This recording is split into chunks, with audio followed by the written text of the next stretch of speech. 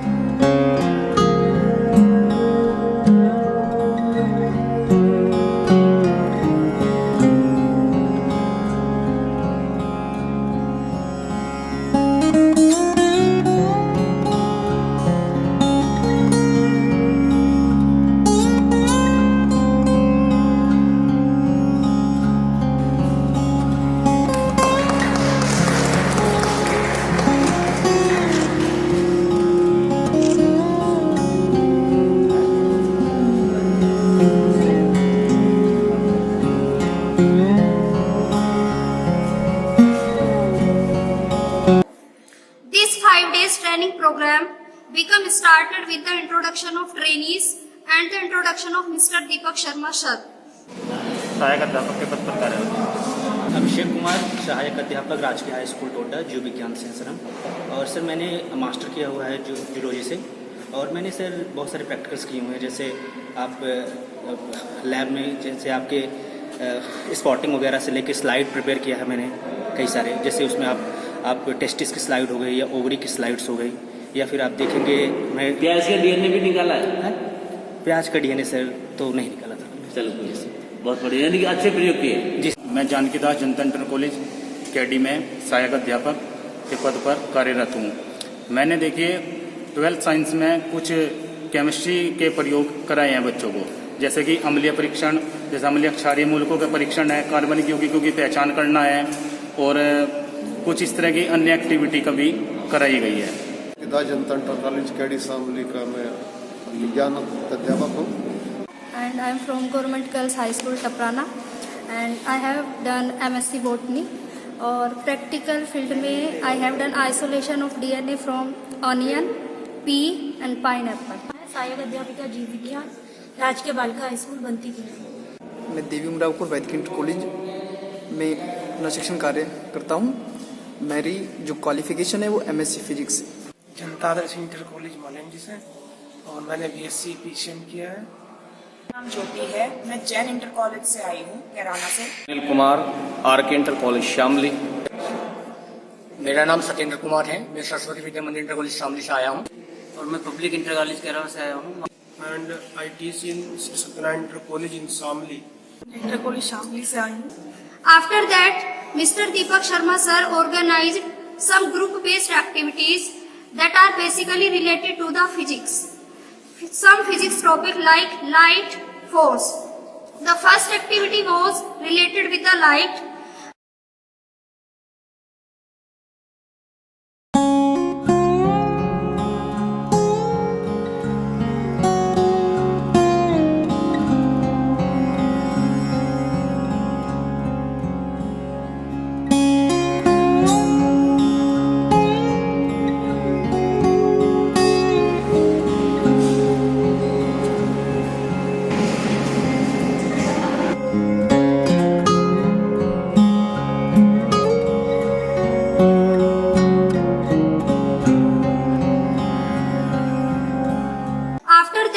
Special activity also conducted for explaining about centripetal and centrifugal force with the help of Sudarshan Chakra. देखो इन्होंने तरीका ढूंढ लिया, finally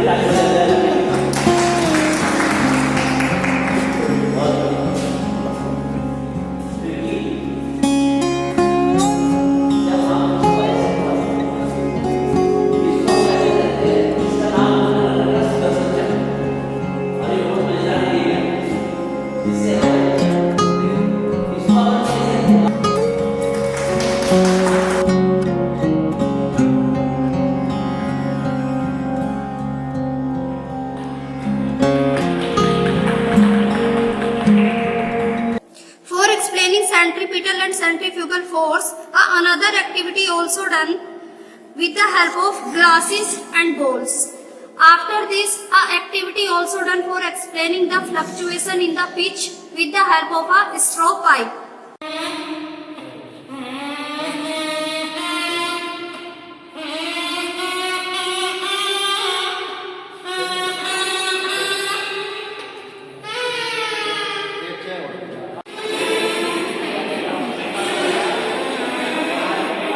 थोड़ा सा जहाँ तक करिए कि आगे को धीरे धीरे।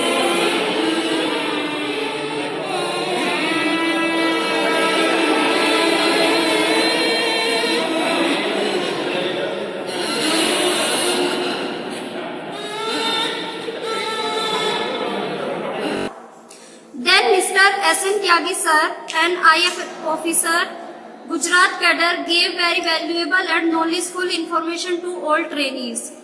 He explained that how origin of science is correlated with nature. He explained importance of practical activities in the teaching of science.